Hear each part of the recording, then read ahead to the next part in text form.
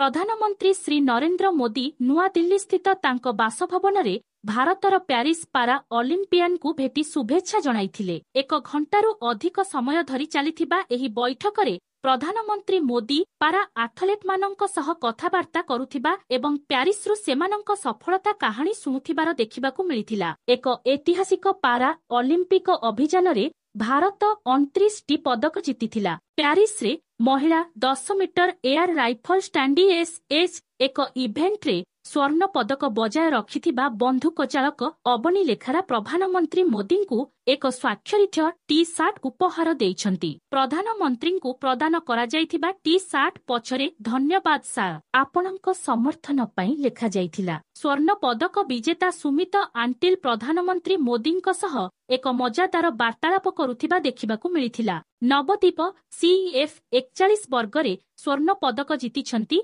एवं से प्रधानमंत्री मोदी पई एक कैप आनिथिले। से निजे चाहुथिले जे प्रधानमंत्री मोदी एही टोपी पिंधंतु। एभली परिस्थिति रे प्रधानमंत्री मोदी तांको इच्छा पूरण करिबा पई भूमि रे बसिथिले एवं तापरे नवदीप तांकु टोपी पिंधाइथिले। एहा व्यतीत प्रधानमंत्री मोदी मध्य नवदीप सिंह को निजर ऑटोग्राफ प्रदान करिथिले।